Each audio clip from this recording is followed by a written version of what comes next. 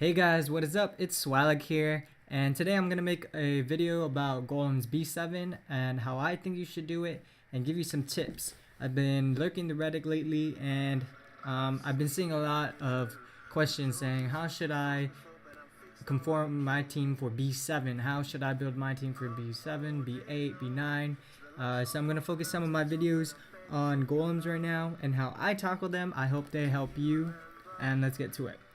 So B7, as you know, is a water element attribute through the whole dungeon. The boss doesn't really have any inhibiting effects. He's not gonna sap you. He's not gonna defense down you, attack down you.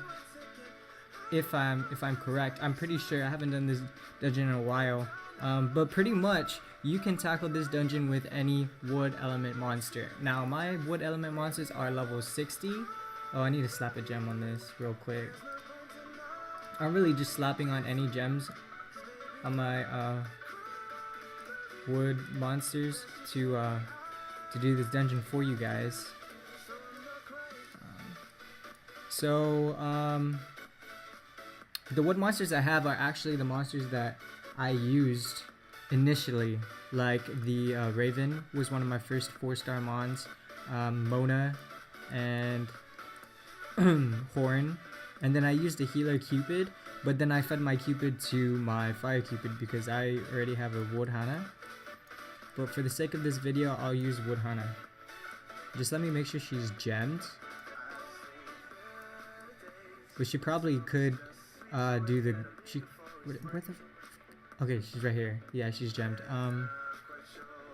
I didn't really pay attention to my gem builds when I first did Golems.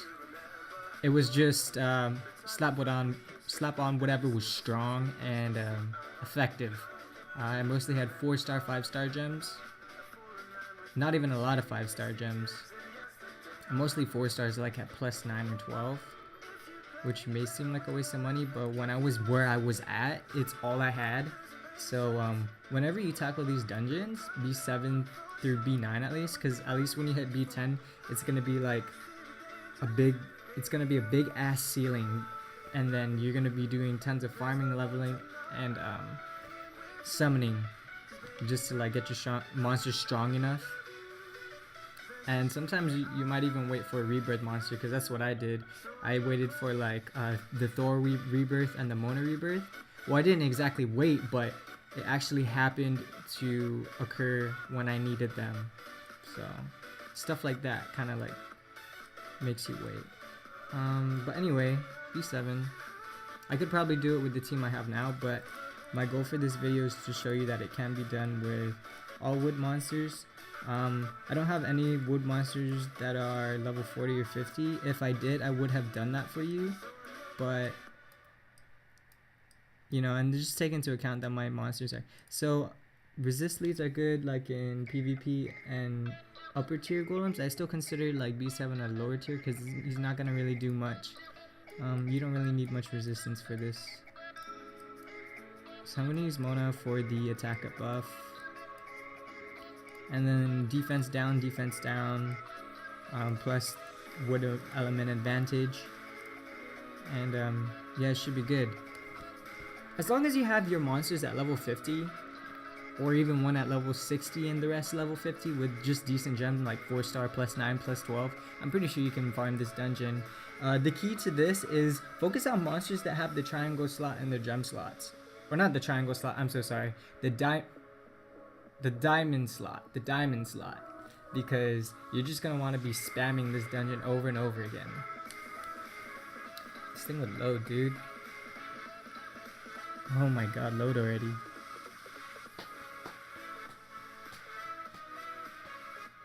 And also guys, amongst progression, like just because you see like people post videos and stuff of their monsters like conquering upper tier dungeons, don't like make that discourage you from going at your pace when leveling your mons, because if you're free to play and you don't have as much money and you're not willing to invest in this game as other people are, you're gonna like progress at a little slower rate. So just understand that, and then just keep grinding the game, because that's what I did.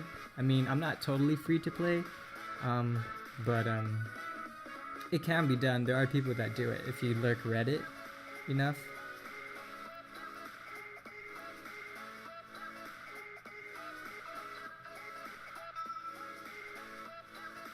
I think there was one guy who made a YouTube video where he soloed this dungeon with a Nat 5 Wood Arthur.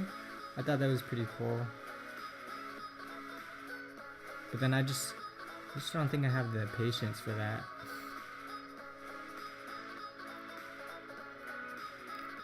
So yes guys, if this is your first time watching any of my videos, if you look down in the description on my screen, this game is available for App Store and Android. I recommend you download it if you're into these types of games, especially if you played Summoner's War. It's very similar to Summoner's War, but just way better. To me, it's just so much. The graphics in this game are so much more catchier than playing Summoner's War. When I played Summoner's War, I literally played Summoner's War for like 2 weeks, and I put that shit down. I was just like, nah, there's just something about this game that just gives you something to come back to. That, and it's so self-fulfilling and gracious. 433 is so gracious with this game. I get gems like every day from them. It just says gift from Syra or Syrah, and I'm just like, thanks for the 60 gems, thanks for the 100 gems. Now I can go farm again. And not only that, I noticed that this game is just like self-rewarding. Like the achievements in this game aren't hard to achieve, and when you achieve it, it's worth it, because then you can go back and then do it again, maybe a few weeks later, and then you get another set of Astro Gems. And then besides that, we also have like stuff that gives you Astro Gems, like Astromon League, the Astromon Association, the Titan. Now when you do Titans, you can like you can use your medals or whatever to have a chance at getting 600 Astro Gems. I think it's 600 to 1,000 actually, but so this is pretty slow actually, but it's kind of like where I want it to be, because when I was first doing this dungeon, I was doing it slow as well. So even to show you guys that, like, even though I have level 60 monsters, that I'm still doing this pretty slow. I was wrong. He petrifies, but it's not like petrified really does anything bad. Like, why resist petrify when petrify is gonna like buff up your defense for 1 turn? You just can't hit. It's just gonna prolong the time of you completing this dungeon. But other than that, it's just, and he has attack up buff, but I mean, if your monsters are like level 40, this might be a problem. But I think what I did was I left like 3 of my units at level 40, and then I had a wood cupid, and then I made him level 50, and I made him like the strongest motherfucker on my team. So he stays alive more, he shields more, everyone has more sustain. Try and run defense downers when you're doing dungeons, because the more that they defense down, the faster you're gonna kill the boss. Unless you have like a nuker like Dark Gat or Moonflower. Even so, even at that, like defense down with them is still pretty good, because they'll just like one-shot the boss.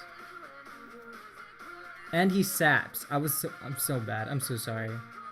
But still, I mean, you get the point. I mean, resist over damage in a dungeon. If it's not B10 or B9 or even B8, like I don't consider it. I just really like damage. I go all out damage. So that was a run of 4 minutes and 23 seconds. That was pretty bad. I can get it faster actually. But anyway, so for the purpose of this video, I just wanted to tell you guys that it can be done. Just use all wood monsters. You know, forget what I said about not running the Miho as lead. If you want to run the Miho as lead, you do you. But for me, I like attack up buffs, and that's what I would do. Because more damage means... What the hell? Nez? He doesn't want to... Thank God. Anyway, I thought like he wasn't gonna give me my astrogens, man. Freaking cat, stupid cat. So that's all I have for you guys right now. Like, comment, subscribe. Tell me if you want to see another golem dungeon. Was it helpful? I hope it was helpful. I hope that I entertained you. Stay tuned for some more of my successes and my failures. We're gonna have a good time in this game. I know it started a little late on this channel, but you know, I'm here now. That's all that matters. I'm here with the goodies, guys.